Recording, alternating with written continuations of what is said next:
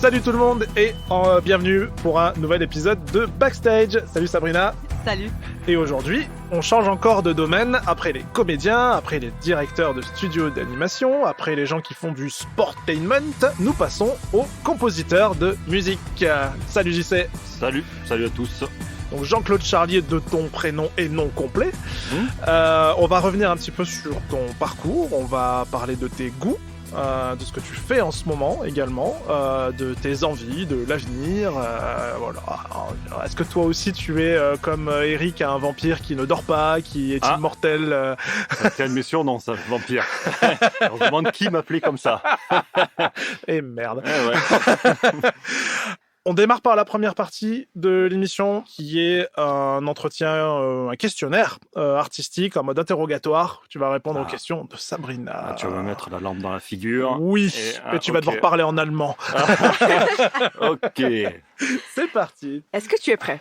Allez, on y va. Nom, prénom. Nom, prénom, Charlier Jean-Claude. Nationalité. Française. Oui, c'est notre deuxième français. On a que des étrangers depuis le début. Ah oui. Ton âge. 45 ans. Quelle est ta profession? Ma profession, alors, bonne question, compositeur, monteur son. Depuis combien de temps tu fais ce métier? Ça fait 5 ans. Est-ce que tu as des goûts musicaux particuliers? Des goûts musicaux particuliers, j'ai envie de te dire, j'en ai plus vraiment. C'est-à-dire que j'écoute tellement beaucoup de choses alors des goûts, oui, il y a des choses que j'aime bien, mais je suis pas un fan de.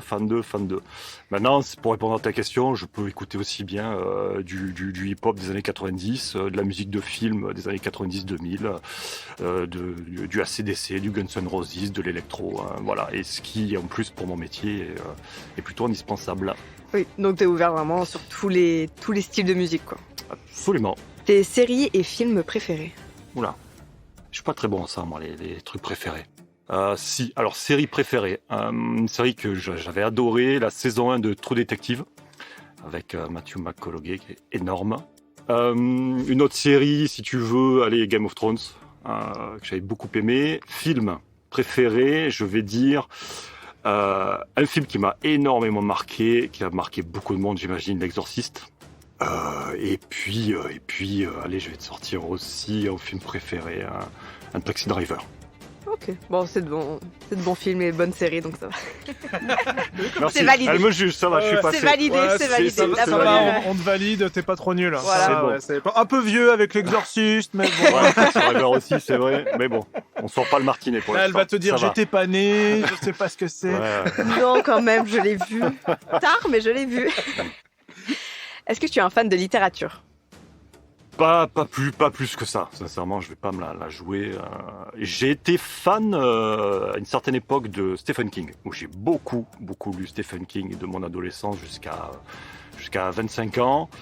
Je lis pas beaucoup en ce moment et depuis quelques années aussi, eu égard aussi au métier que je fais et au rythme qui va avec. Oui. Et ça te manque un peu quand même? Ça peut me manquer parfois, ouais, de pas lire. C'est vrai que des fois je me dis tiens, je me mettrais bien, voilà, dans mon lit, sous ma couette, avec un bon livre. Et j'ai plein de livres que j'ai commencé et que je me suis arrêté à la moitié. Sans cours. J'en ai plein, comme ça. Un des derniers, c'est une des biographies de Miles Davis, qui est super intéressante. Et j'en suis à la moitié. Et ça, je te dis, je me suis arrêté depuis 6 mois. Voilà, mais des comme ça, j'en ai plein. Voilà. Pour le moment, c'est intéressant. C'est en attente de la suite. C'est en attente et peut-être que, tu vois, là, je te parle et peut-être que dans 3 jours, je vais le réouvrir, etc. Voilà. Est-ce que tu as un attrait pour la peinture ou une autre forme d'art? Pas du tout. Peinture, au risque de passer pour un bof. J'ai pas forcément d'attrait pour la peinture, même si voilà, je suis capable, lorsqu'on montre un tableau, peut-être de flasher sur tel ou tel tableau. J'aime bien la peinture à huile, j'aime bien, c'est vrai, si on me montre des peintures de Monet, de Paul Cézanne, je peux l'apprécier. Maintenant, je vais pas dire que je suis un fan ou c'est quelque chose qui m'intéresse plus que ça. Et après, en ce qui concerne l'art, alors c'est vachement vaste l'art, mais forcément, la musique, forcément, je m'y suis intéressé, j'ai dû m'y intéresser aussi. Voilà. Mais après, je suis très, pour l'instant, voilà, je suis pas quelqu'un qui, je vais pas te parler de sculpture, je m'y connais pas, je vais pas voilà. Je reste plutôt je suis assez focalisé, c'est vrai, c'est peut-être un tort, dans mon domaine, hein, qui est la musique et qui est le cinéma aussi. Ici, si on parle d'art, évidemment qu'on va parler du cinéma. Oui, ça et ouvre ça, c'est tout quelque autour, chose qui a pu me passionner, qui peut me passionner, effectivement. D'accord. Un acteur et un chanteur préféré ou actrice. Alors c'est pareil, c'est vrai que je suis pas quelqu'un qui est des comme ça, des gens préférés, des acteurs préférés, etc. Alors, mais il y a des acteurs qui forcément peuvent me marquer. Il y a ceux que beaucoup de gens peuvent citer, évidemment, il y a juste titre, ça peut être facile à dire, mais il y a des De Niro, il y a des Al Pacino qui ont pu me marquer. Il y a un acteur que j'aime beaucoup, qui lui, je pense qu'on n'en parle pas assez souvent, c'est Daniel Day-Lewis, qui est juste énormissime. Dans tous ses films, j'ai pas vu tous ses films, mais les films qu'en tout cas j'ai pu voir, il est énormissime. Par exemple, c'est Bill le Boucher dans Gangs of New York, par exemple. Un film que j'ai vu avec lui il n'y a pas si longtemps, c'était There Will Be Blood. Il est énormissime dedans. Et je crois que c'est Au nom du père. Je crois que c'est le premier film dans lequel je l'ai vu. Et qui est une histoire vraie d'ailleurs sur si mon souvenir sûrement sur les 4 de Bradford. Peut-être que je me trompe. Les auditeurs m'excuseront, mais en tout cas, je les encourage à se renseigner sur ce film-là, qui est une histoire vraie qui s'est passée en Irlande ou en Angleterre. Ça fait très longtemps que je l'ai vu, mais en tout cas, c'est la première fois que j'avais vu cet acteur, Daniel Day-Lewis, et qui, pour moi, est un des meilleurs acteurs de sa génération. Je me renseignerai en tout cas dessus. Et ben voilà, on va passer à la deuxième partie de l'émission. Voilà, ça va, j'ai survécu. T'as survécu, voilà, ça va. Ça s'est bien passé. Ça s'est bien passé, j'ai pas trop de bleu, donc ça va. Non, c'est bon. C'est pas trop ennuyant non plus. Bon, ça va, mais pas trop. Presque, mais bon.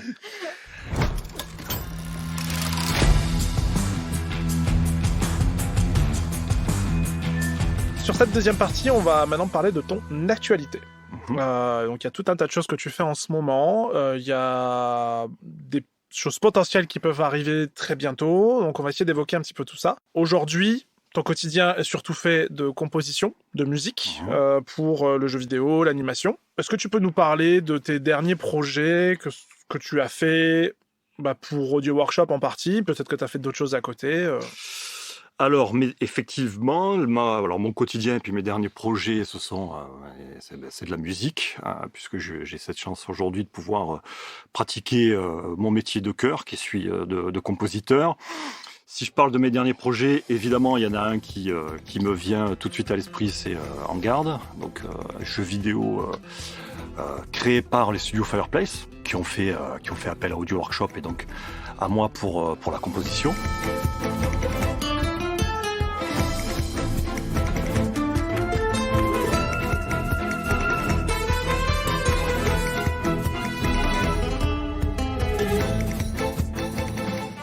J'ai fait aussi, alors si on parle de projets beaucoup plus récents, j'ai pu travailler aussi sur certaines publicités pour Swarovski, des publicités internet, dont j'ai fait la musique. En ce moment, je suis en train de faire la musique d'un jeu vidéo, d'un jeune studio, je peux pas trop en parler parce que c'est sur MDA, mais c'est un jeu qui devrait sortir courant de l'année 2024. Et puis j'ai aussi, alors ça, puisque j'ai donc deux palettes, j'ai la palette principale aujourd'hui qui est celle de compositeur, j'ai aussi encore la palette de monteur son, donc je vais travailler sur un court-métrage début janvier.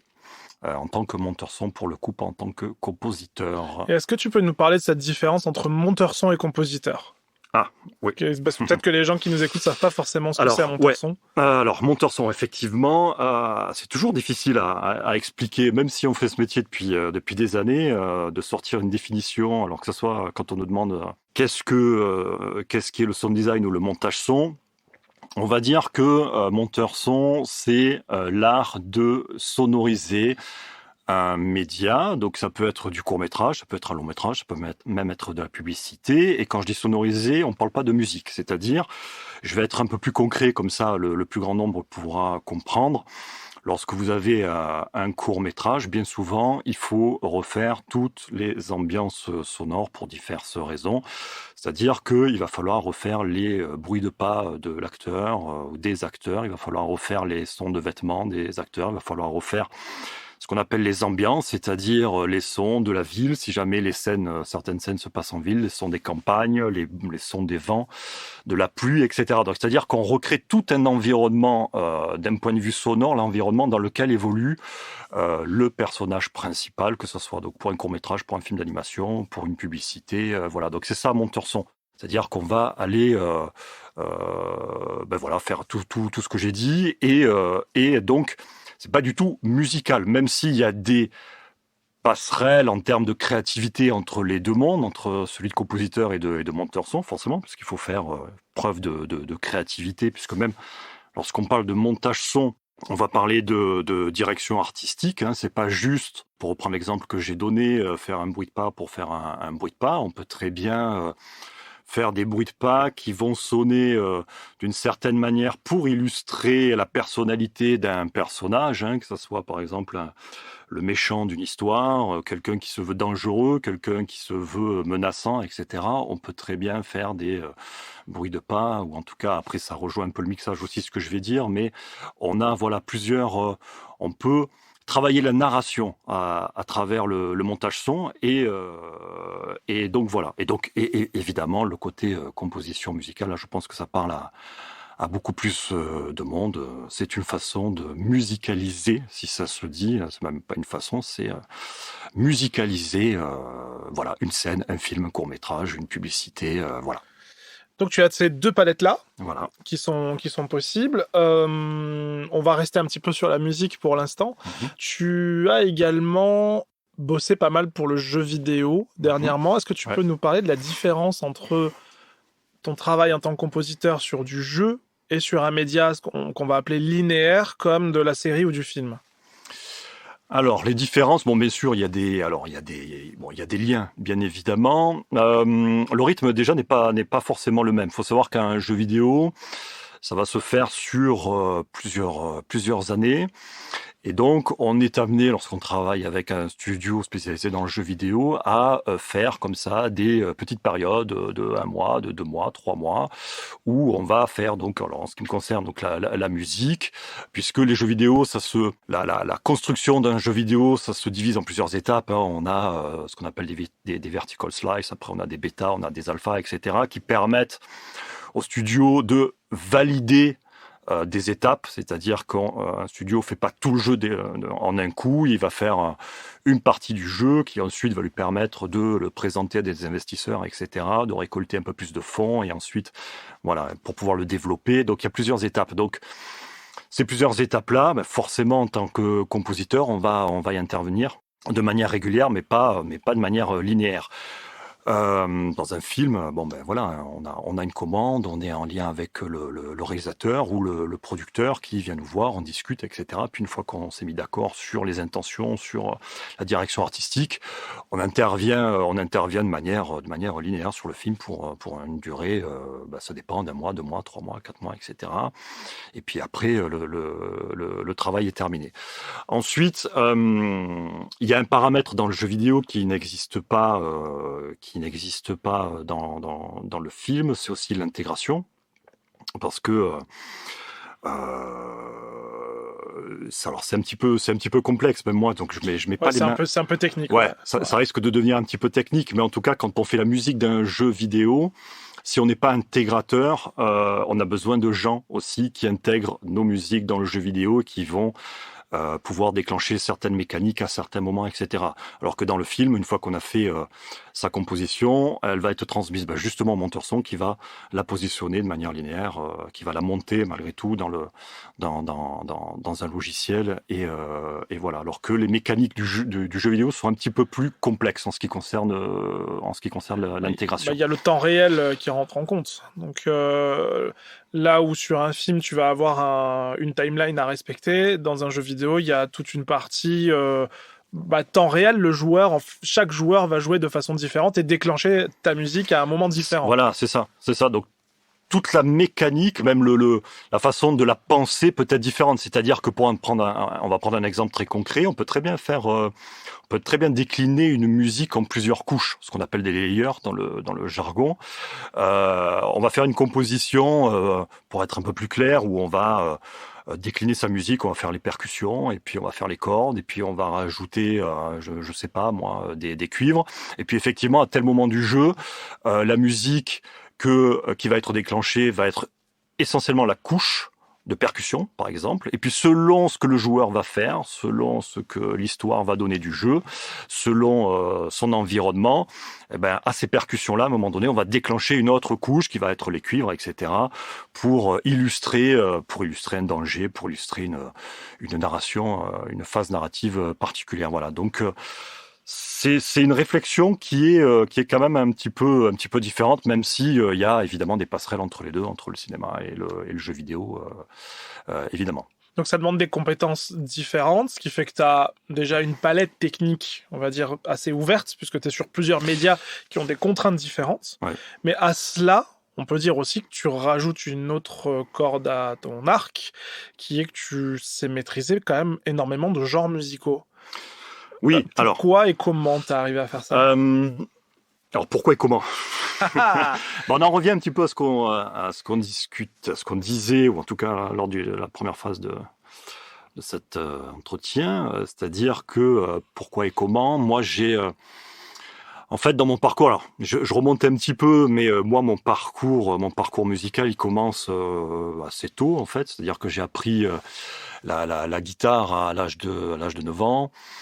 Et donc, apprenant la guitare, je me suis intéressé aussi à des styles musicaux qui vont avec la guitare, et notamment, puisqu'après je me suis mis à la guitare électrique, au rock, etc., au hard rock, au blues surtout. Quand j'étais adolescent, j'étais super fan de blues, de B.B. King, de Stevie Ray Vaughan, etc. Après de Jimi Hendrix, évidemment, voilà. Et en fait, alors, à mon adolescence, et même un petit peu plus tard, vers l'âge de 18-19 ans, alors, ce qu'il faut savoir, c'est que moi, je suis originaire de la région marseillaise. Et milieu des années 90, fin 90, le rap marseillais explose. Alors, il avait déjà sa tête d'affiche avec IAM. Et à la fin des années 90, il y a des groupes comme le Troisième Œil et puis surtout la FF qui explose, qui explose d'ailleurs sur tout le territoire, et qui est évidemment ultra populaire dans la région marseillaise. Moi et mes potes, ça nous hype vachement. Donc je m'intéresse beaucoup au rap à ce moment-là. On commence à en faire. Alors moi je rappais pas, je faisais les instrus, comme on dit. Et c'est de là que j'ai commencé à m'intéresser au sampling, etc., et à la musique de film, parce que pour faire mes instrus, j'avais des vinyles, enfin mes parents, mes oncles, etc., avaient des vinyles de entre autres d'Ennio Morricone.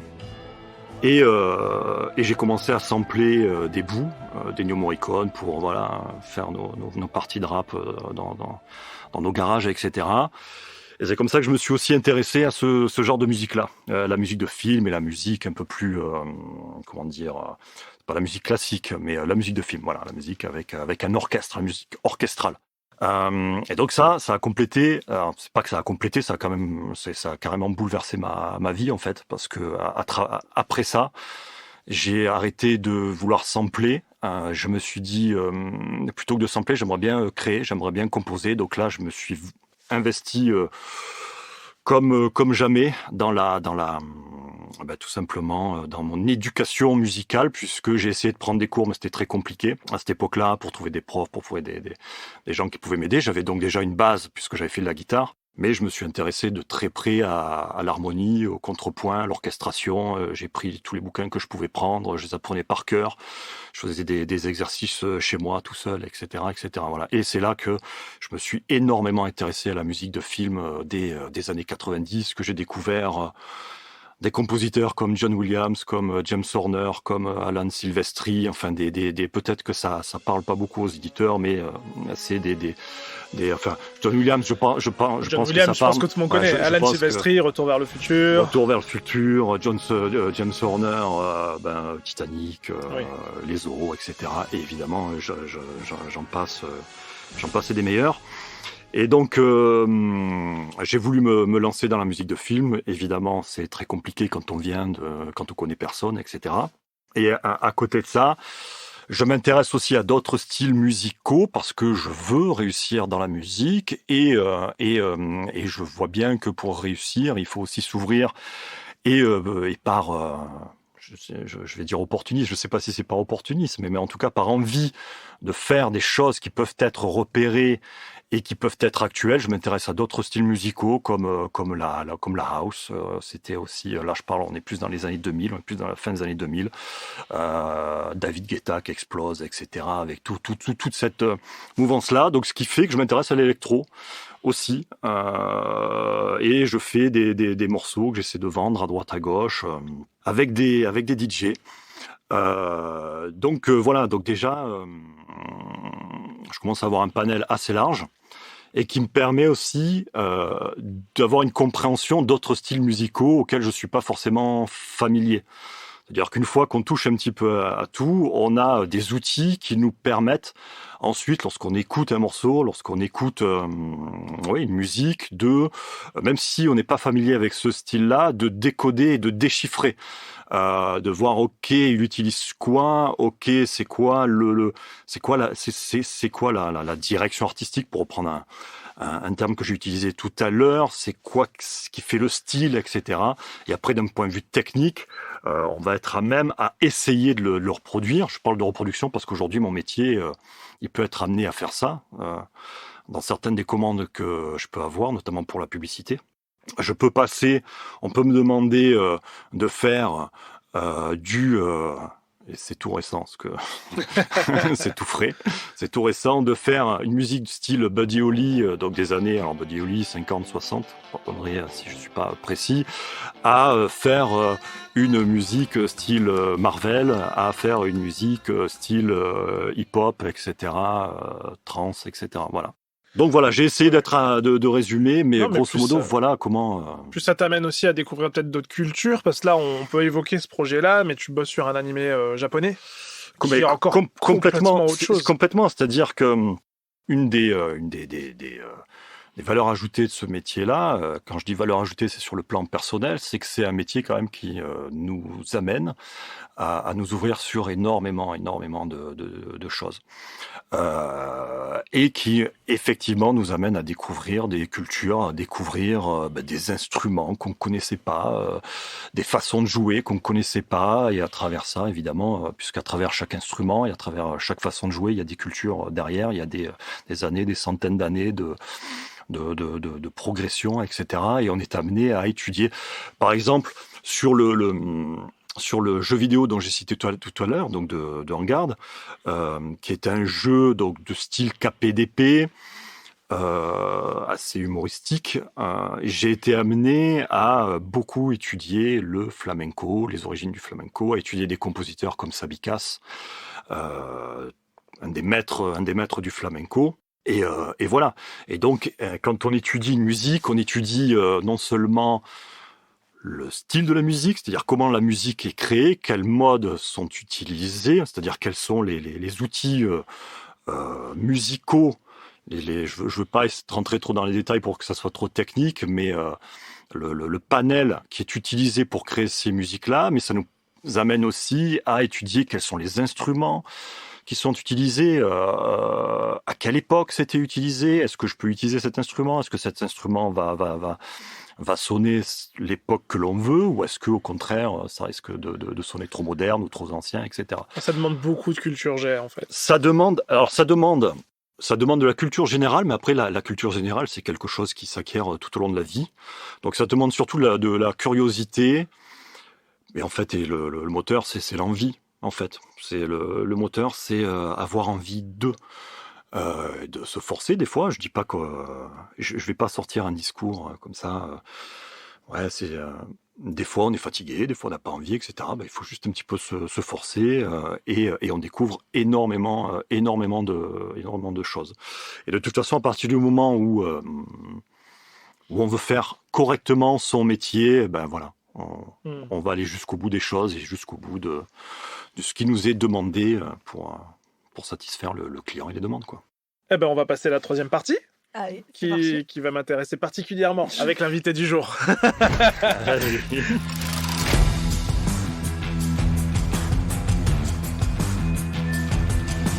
Alors, premièrement, d'où viens-tu? D'où je viens donc de la région marseillaise, Miramas, une petite ville qui est à, je sais pas, 60-70 km peut-être de Marseille. Quelle étude tu as fait?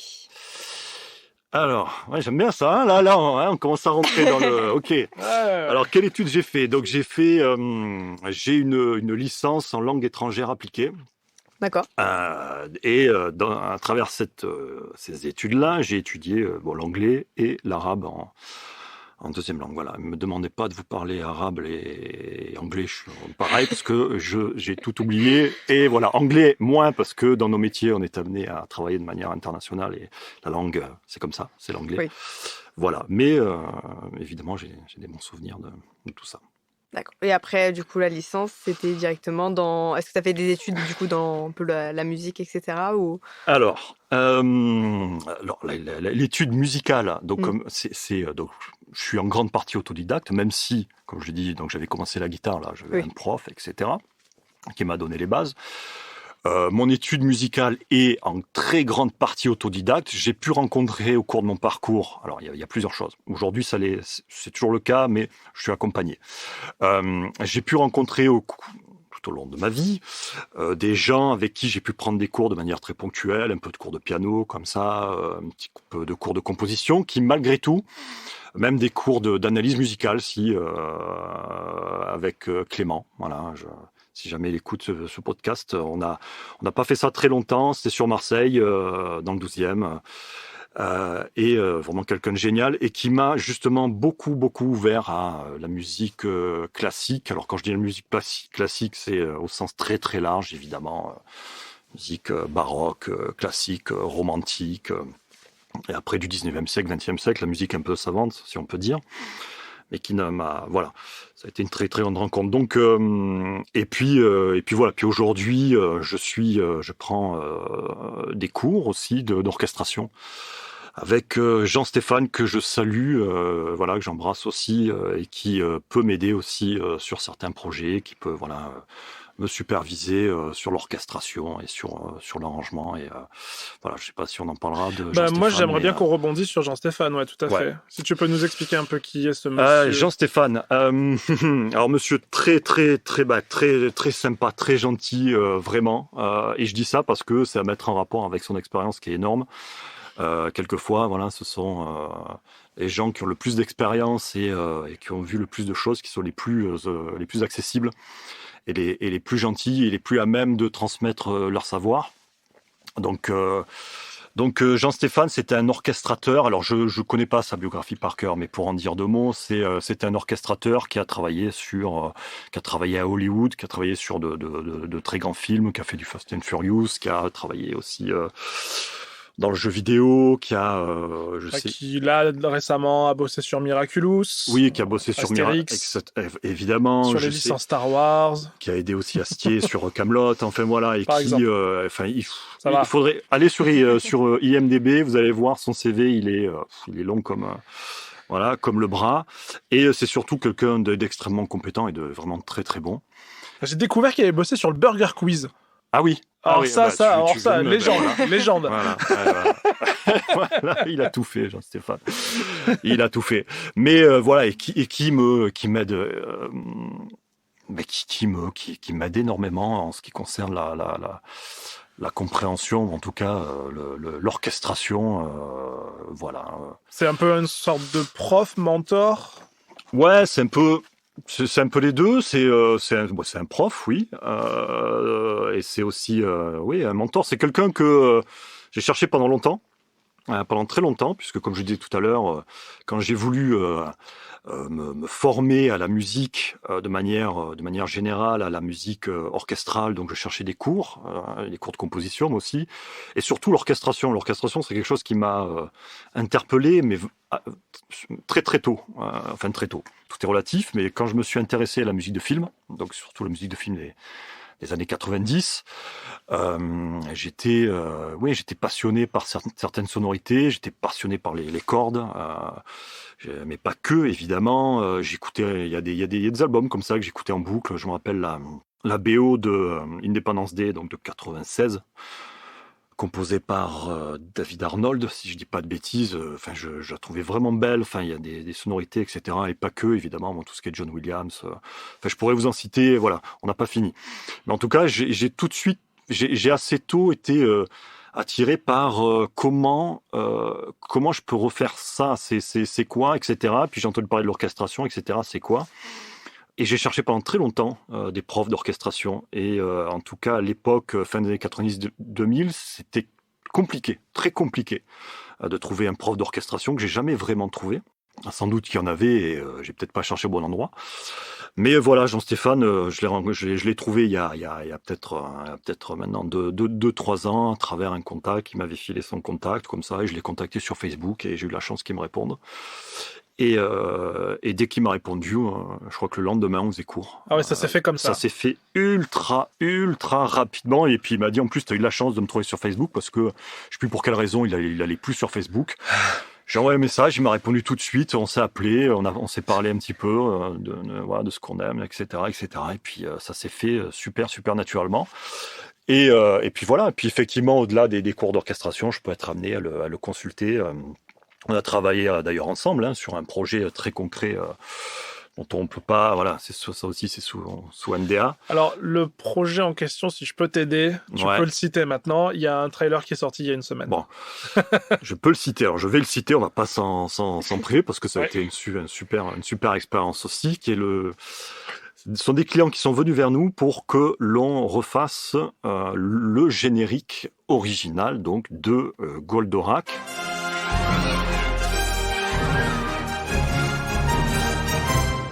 Et justement, donc on n'avait pas le droit évidemment de toucher la mélodie, qu'on le réorchestre, qu'on le réarrange. Voilà.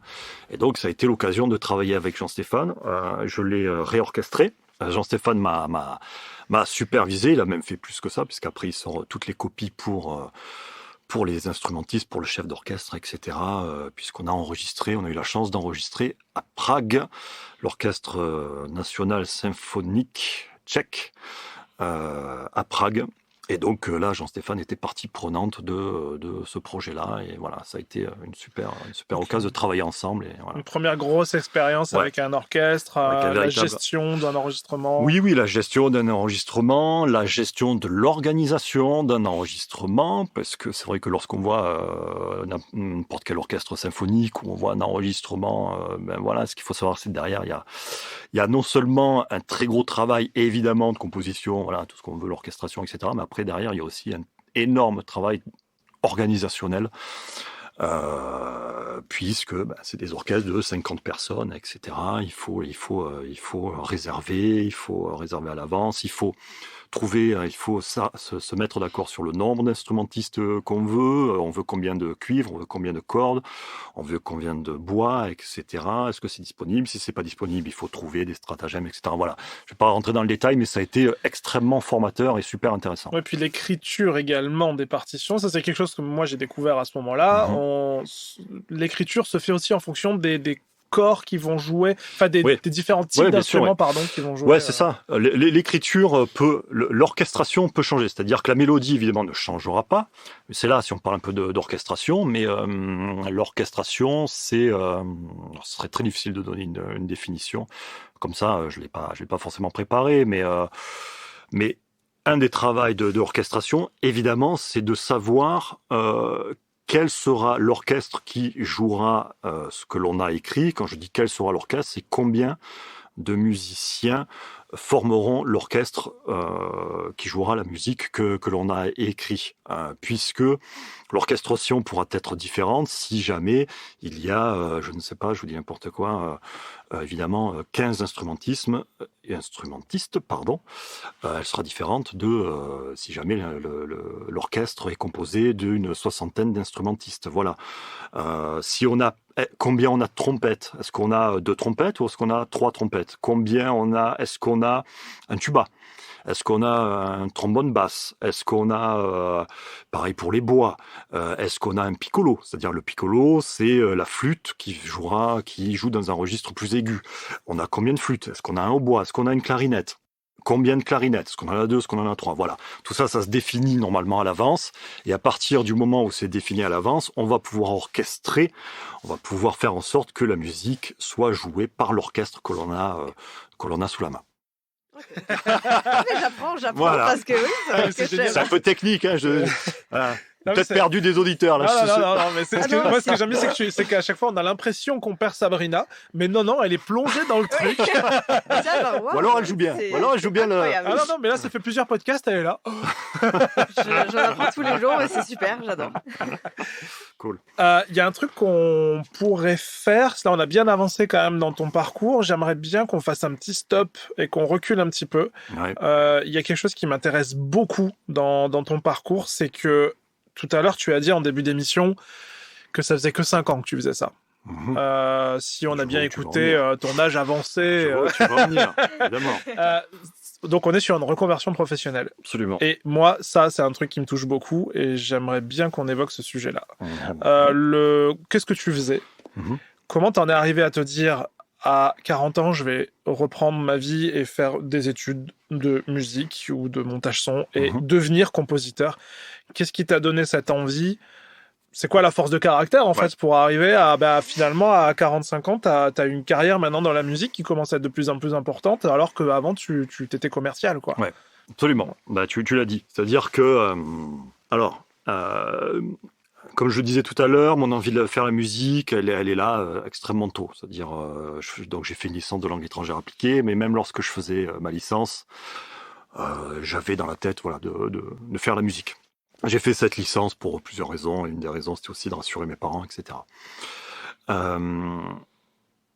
Lorsque je finis la fac, je suis à Marseille.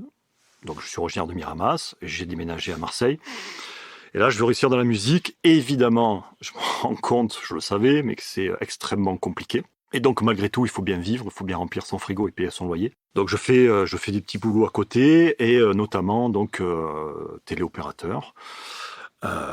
Juste un boulot alimentaire. Et puis ce boulot, vous savez, c'est ce genre de métier qu'on fait, qui est alimentaire dès le départ, puis après on peut s'engluer un petit peu dedans, parce que c'est compliqué, c'est très très difficile quand on veut faire de la musique, mais ça peut être pour d'autres spécialités. Et qu'on connaît personne, je l'ai dit à un instant, il faut bien vivre. Et donc, puis on a la pression aussi de l'envie de son environnement, quoi, qui nous, même si c'est pas méchant, même si parce que j'ai quand même eu tout le temps des soutiens, mais voilà, la musique, c'est pas un métier, etc. C'est très difficile, etc., etc. Ça, c'est de l'image qu'on en a encore un peu aujourd'hui, mais surtout, il y a quoi, 20-30 ans c'est quelque chose que j'ai beaucoup entendu. Oui, aussi, hein. Bah, complètement. Après, je ne le juge pas. Je peux comprendre des gens aussi qui sont proches de moi, qui peuvent tenir à leur enfant, leur neveu, voilà, et qui se disent non, mais la musique, tu vas te viander, ta vie, tu vas la foutre en l'air. Fais un métier rémunérateur, voilà, etc. Donc, malgré tout, j'avais quand même dans la tête, je voulais réussir, mais je me suis englué entre guillemets, voilà, il fallait vivre. Donc j'ai fait téléopérateur pendant des années. Ensuite commercial sédentaire, voilà, c'est téléopérateur, mais sur de la vente des produits un petit peu plus, voilà, c'est du B2B, voilà, ça peut être du B2B, c'est-à-dire on est des professionnels qui appellent d'autres professionnels pour leur vendre des choses, entre guillemets. Moi, je pouvais vendre de la base de données, je pouvais vendre des systèmes de localisation pour des flottes de camions, je pouvais vendre des sites internet adaptés aux professionnels, etc. Donc, je l'ai fait pendant des années. Et évidemment, moi, en tout cas, ça m'a pas quitté. L'envie de faire de la musique. Je continuais à en faire de mon côté, je continuais à faire quelques petits projets, mais voilà, hein, ça payait pas. Jusqu'au jour où, à l'aune pardon, de mes 39 ans, et puis ce qu'il faut savoir aussi, c'est que ce métier-là de téléopérateur commercial sédentaire, moi je tenais, en moyenne, je tenais 1 an dans une boîte. Parce qu'au bout d'un moment, c'est ça qui est assez paradoxal, c'est-à-dire que c'est un métier dans lequel je pouvais être très bon sur un temps très limité.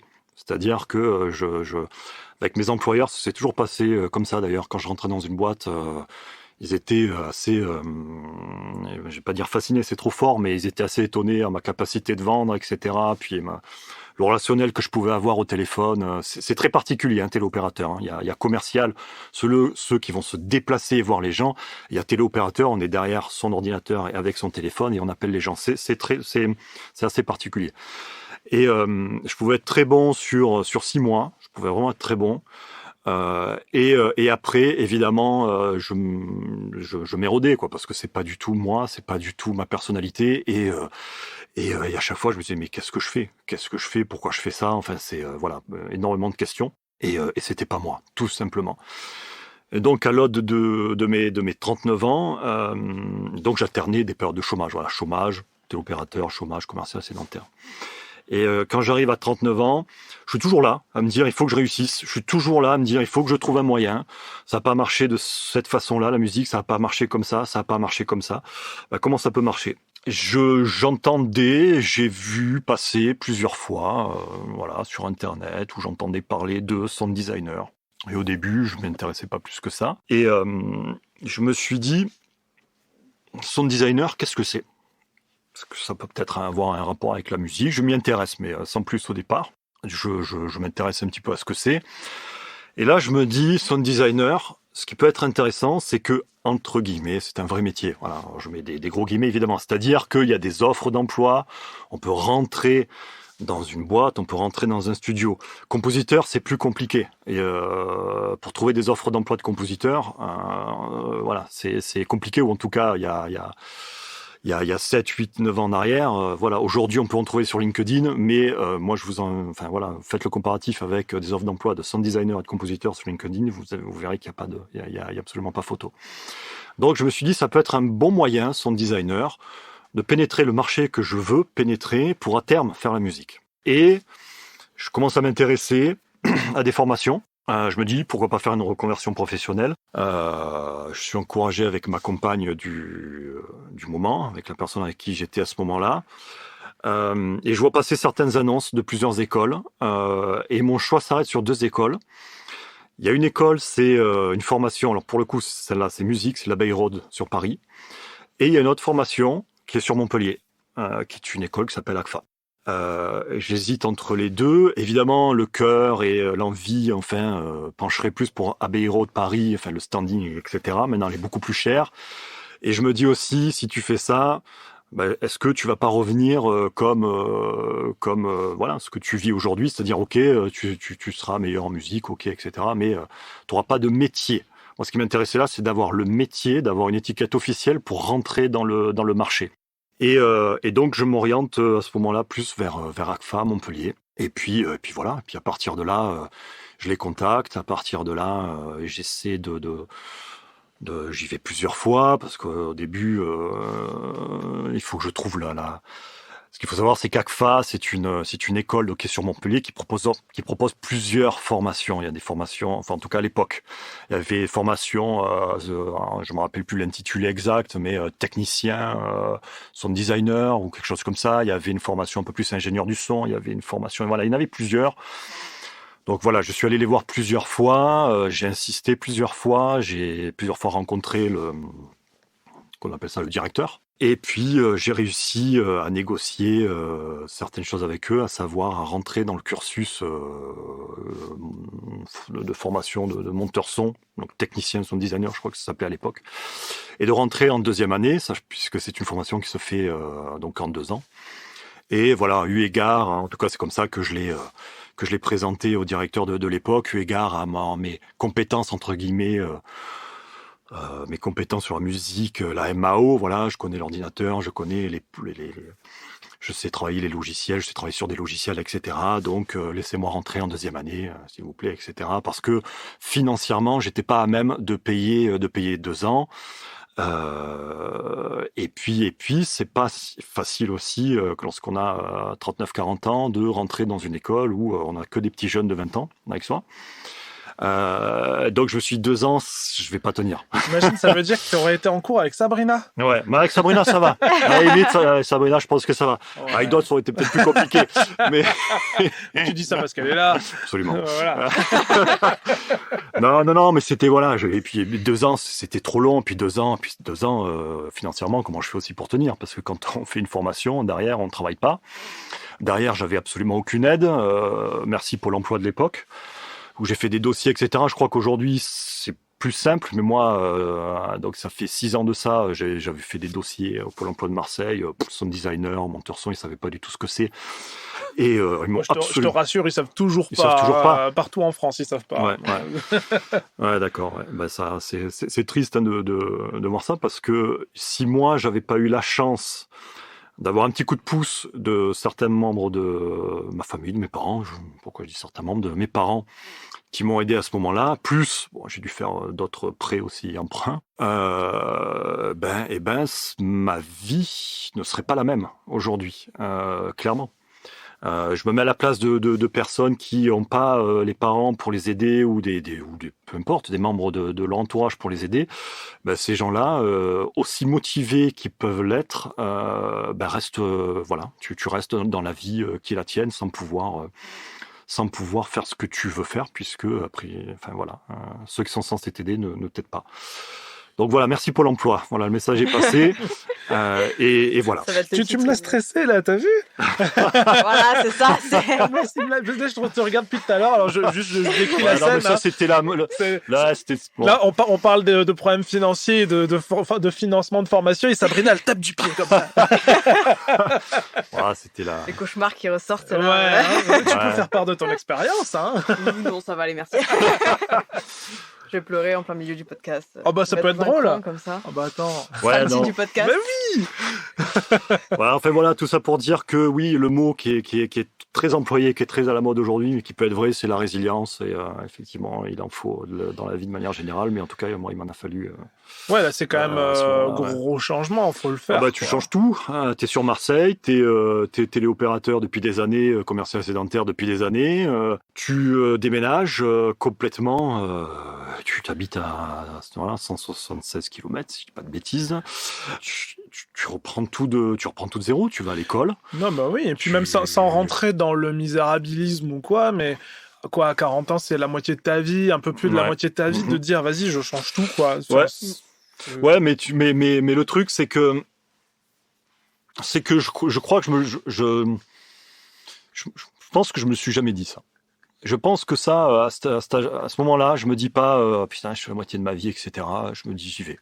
Parce que ce que je veux faire. En fait, l'âge, peu importe l'âge, vraiment, on s'en fout, peu importe l'âge, peu importe ce qui compte, c'est ce qu'on veut faire et les moyens qu'on se donne pour le faire. Évidemment, je l'ai dit, il faut bénéficier de temps en temps de l'aide de proches, etc.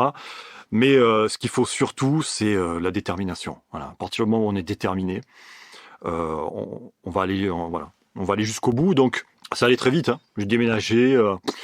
La formation, le début de la formation, j'ai déménagé sur Montpellier, c'était en 2017. En juillet 2017, la formation commençait en septembre 2017. Elle a même commencé avant pour moi, puisque il y avait ce qu'on appelle les cours de remise à niveau qui étaient en août, pour ceux justement qui n'avaient pas fait la première année.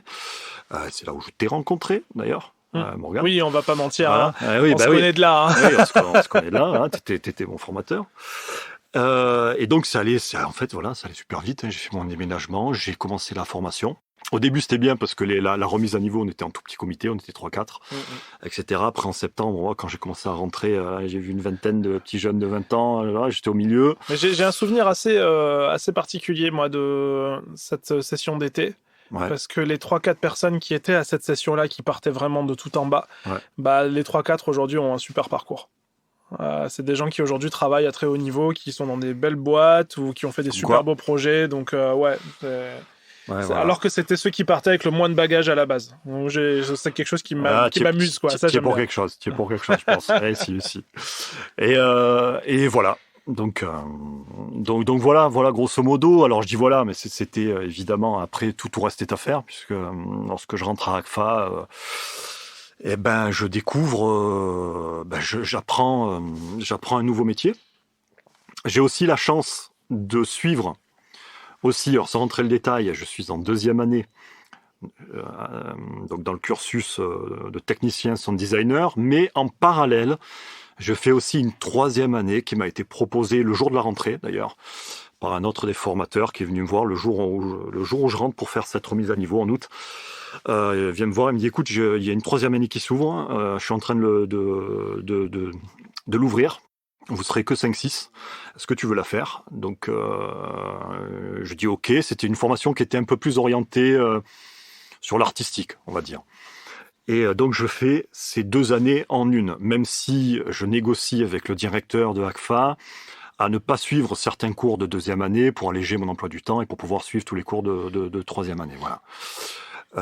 Et donc, voilà. Donc, je fais cette année. J'apprends énormément de choses.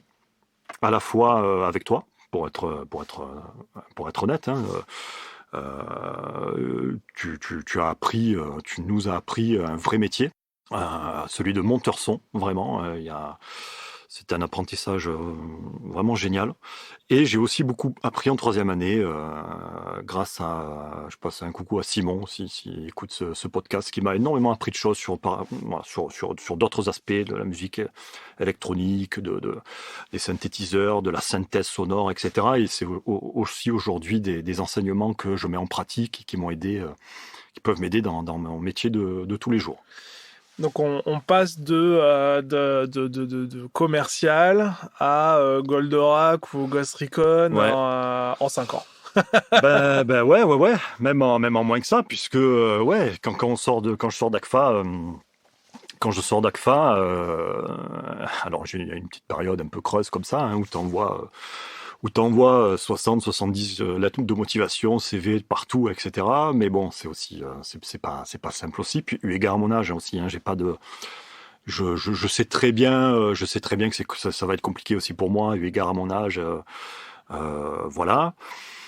Et puis malgré tout, nous on continue un petit peu à se suivre. On va manger de temps en temps ensemble. Voilà, on continue un peu à prendre des nouvelles. Et puis, toi,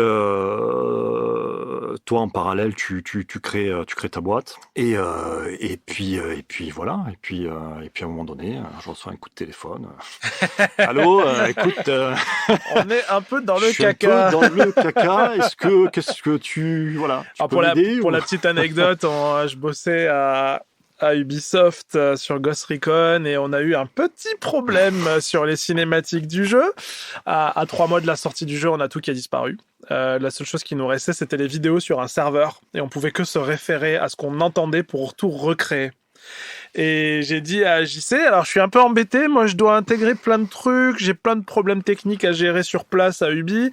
Est-ce que tu pourrais me refaire toutes mes ciné à l'oreille, s'il te plaît?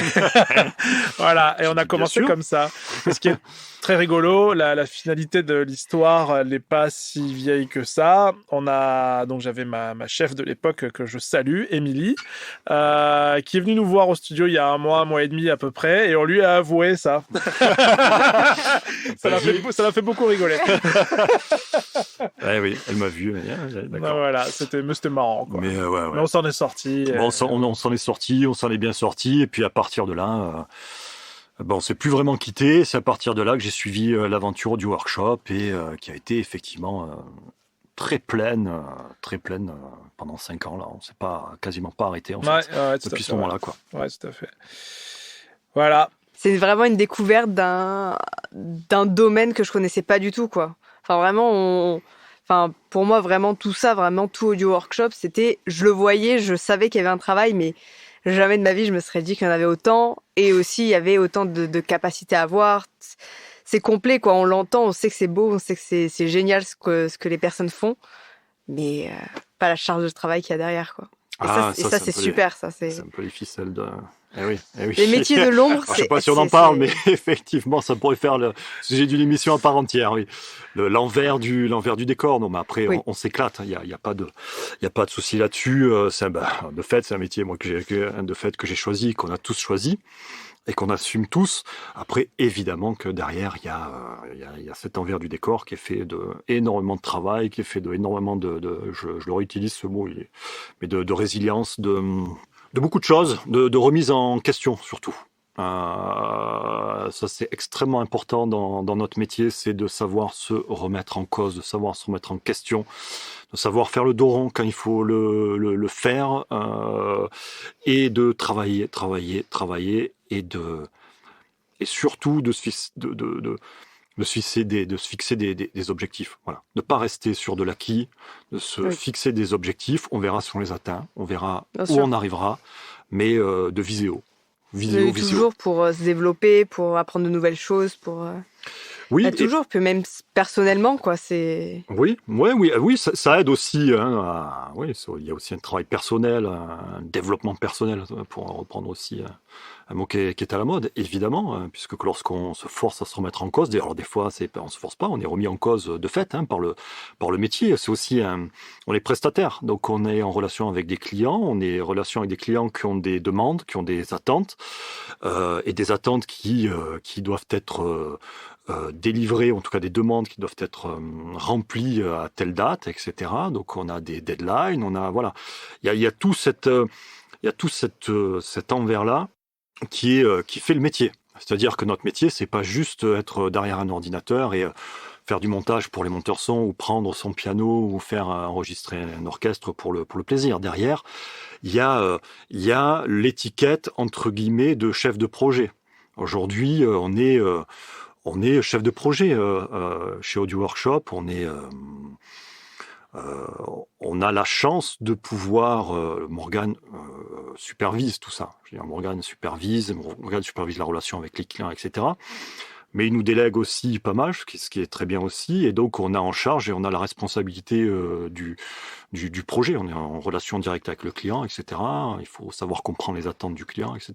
Oui. Donc, il y a tout cet aspect-là qui est extrêmement important, qui est au moins aussi important que la compétence technique et le talent individuel. Oui, c'est un tout, quoi. C'est vraiment un tout. Là, on parle pas de je fais ma musique dans mon garage, ou je refais mon montage son pour m'amuser chez moi. C'est-à-dire qu'on voit l'envers du décor. Quand j'étais même si la formation, quand tu es en formation, on t'apprend ça, c'est vrai, mais après oui, c'est quand tu es vraiment dans la vie active, voilà. Ça, c'est une donnée essentielle, et ça peut faire la différence. Il y a des gens qui peuvent être très bons, mais très bons techniquement, mais pas bons avec les clients, pas sérieux, ou ça le fera pas. Oui. Ça le fera pas. Ça pourra le faire un temps, mais au bout d'un moment, ça le fera pas. Et puis c'est un milieu qui, je veux dire, l'information se transmet très vite, aussi. Voilà. Donc si t'es pas, si tu remplis pas un minimum de cases ou de conditions, ça se saura, et puis on fera pas appel à toi. Voilà. Et à côté de ça, évidemment, il y a le côté humain, il y a le côté rencontre aussi. On a la chance de rencontrer aussi beaucoup de gens, de faire énormément de rencontres avec des super personnes aussi, puisque chez Audio Workshop, on fait beaucoup de choses. Moi, je fais de la musique, montage son, on fait du doublage, on rencontre beaucoup de comédiens, etc. Donc c'est aussi l'occasion de se construire, en tant que humain. C'est un domaine très complet. Absolument. Et franchement, vas-y. On va terminer sur de l'actualité. Ouais. J'ai 2 sujets totalement différents qui sont de près ou de loin liés à ce qu'on fait, mais il y en a un qui est vraiment très loin. J'aimerais déjà qu'on rebondisse vite fait sur l'intelligence artificielle. Est-ce que ça va impacter la musique ? Bonne question. L'intelligence artificielle, je pense que déjà, aujourd'hui, moi, j'ai envie de te dire, alors l'intelligence artificielle, c'est très clivant. Mais moi, j'ai envie de te dire que si ça ne l'impacte pas aujourd'hui, en tout cas, vu le chemin que ça prend, en tout cas, vu le chemin que moi je vois, en toute humilité, c'est pas non plus, je suis pas tous les jours à me renseigner sur l'intelligence artificielle, mais ça va forcément impacter la musique. Aujourd'hui, on voit des sites internet C'est pas qu'aujourd'hui d'ailleurs, ça fait quand même 5-6 ans, mais ça va tellement vite. On voit des sites internet qui permettent à une intelligence artificielle de créer une musique selon avec tel filtre, telle demande, tel style, etc. Donc de fait ça impacte la musique. Donc de fait ça impacte nos métiers, puisque évidemment que si j'extrapole un petit peu, plutôt que de venir me voir ou de venir nous voir pour une commande, pour une publicité, pour faire une musique, je veux une musique dans tel style, qui s'approche de tel compositeur, qui s'approche de là, etc. Et ben on va aller sur ce site internet, on va remplir son filtre, etc. On va appuyer sur valider, puis on va avoir 1, 2, 3, 4 musiques, etc. Donc ça, ce sont des choses qui existent déjà. C'est pas pour faire le vieux réac, etc. L'intelligence artificielle, elle a sans doute des très bons côtés, elle peut avoir des très bons aspects dans plusieurs domaines. C'est quelque chose qu'il faut qu'on cadre, c'est quelque chose qu'il faut qu'on apprenne à... Il faut que ça nous soit utile, voilà. Et aujourd'hui, il y a quand même des postes qui sont menacés, clairement.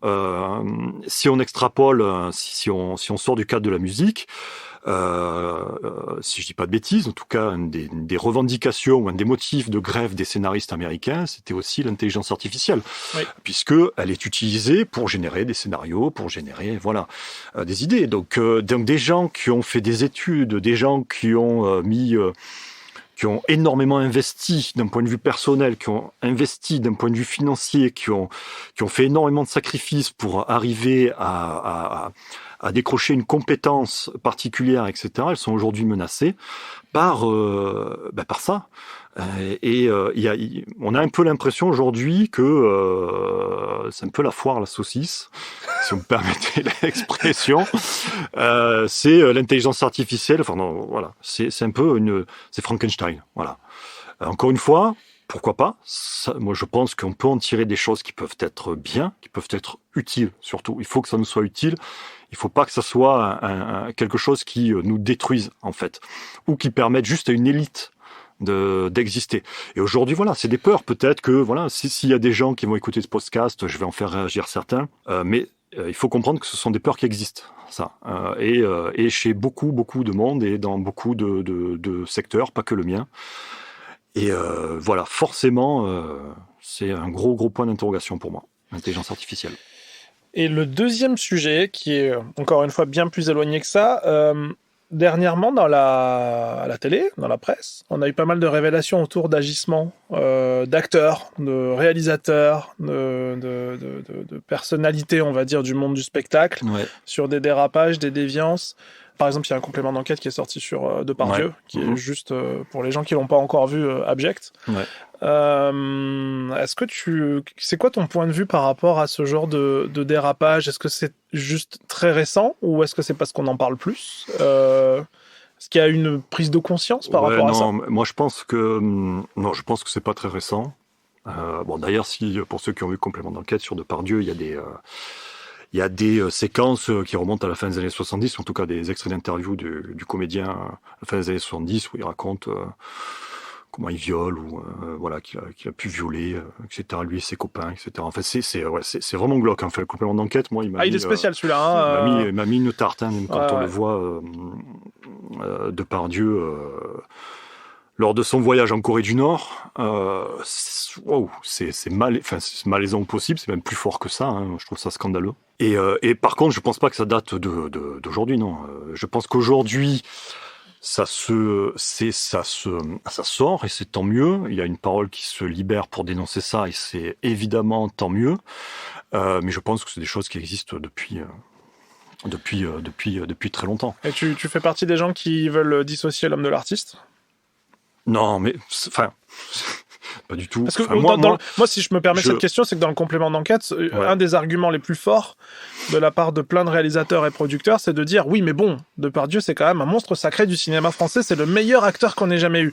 Est-ce que ça, c'est un argument ? Ouais, non, pour moi, c'est pas un argument, ça. Moi, je me mets un peu à la place des... Alors aujourd'hui, il y a des enquêtes qui sont en cours, il y a la présomption d'innocence. Maintenant, moi, je me mets à la place des victimes. Je pense qu'entendre ça peut être assez insupportable. Moi, je me fous de savoir si c'est le meilleur acteur de l'univers ou le meilleur compositeur de tous les temps. Si Je dis si, voilà. En tout cas, moi, ce que j'ai vu de Pardieu à complément d'enquête, moi, ça m'a mis une tarte. Mais en tout cas, n'importe qui se comporte de manière abjecte et criminelle, c'est terminé, voilà. Il n'y a pas de dissociation à faire, parce que dans ce cas-là, si on souhaite dissocier l'artiste de l'homme, à quel moment on fait cette dissociation ? C'est-à-dire que si jamais, je prends un exemple, si jamais on se rend compte que le plus grand acteur de tous les temps ou le plus grand chanteur de tous les temps, etc., c'est un criminel, c'est quelqu'un qui a tué des gens, torturé des gens, qu'est-ce qu'on fait ? Ouais. C'est qu'on le met où le curseur en fait ? On le place où le curseur ? Là, on parle de choses qui sont graves, voilà. On parle pas de quelqu'un qui, après un dîner arrosé, a dit une parole comme ça, qui a pu, et encore, voilà. Mais on parle de quelque chose qui sont beaucoup plus graves, et encore une fois, dans le cadre de Pardieu, il y a 3 ou 4 plaintes, je crois, et j'ai encore entendu ce matin à la radio qu'il y avait une plainte qui a été déposée en Espagne. Bon voilà, donc non, moi je dissocie pas, voilà. Voilà. Eh ben parfait. Sabrina, des choses à rajouter ? Non, pour moi, je pense qu'il n'y a rien à rajouter. Hein. Moi, on a fait le tour. L'IA, je suis d'accord. Et voilà. Et l'affaire de Pardieu. On t'a pas demandé ton avis. Moi, je me la demande. Impose-toi, t'as raison. T'as absolument raison. Voilà. Et c'était pas très LGBT, woke et tout ça. Non. Ça sera le prochain sujet d'actualité. Merci beaucoup pour cette émission. Merci à vous. C'était super chouette. C'était cool. On se retrouve très bientôt pour un nouveau podcast. En attendant, Jean-Claude, bon courage pour tes prochaines compos. Je sais que ton planning est très plein. Ah, il est pas mal là. Il est pas mal. Mais on se plaint pas. Vu la conjoncture qu'on a connue. Et petit message aussi à tous ceux qui ont connu cette conjoncture-là. Ça a été pas facile pour le monde du jeu vidéo et de l'audiovisuel. On espère que 2024, ça repart fort. Voilà. Et en tout cas, pour nous, ça a l'air de... Ça peut le faire. D'un point de vue un peu plus, on va dire, personnel, pour toi, on va aussi croiser les doigts, puisqu'au mois de mars, il y a pas mal de cérémonies de remise de prix, surtout dans le monde du jeu vidéo. Et il y a des projets sur lesquels tu as travaillé qui sont apparemment dans les projets nominés. Donc, on espère que ça le fera, quoi. Touche du bois. Bon, on se retrouve bientôt. Ça marche, pas de souci. Salut.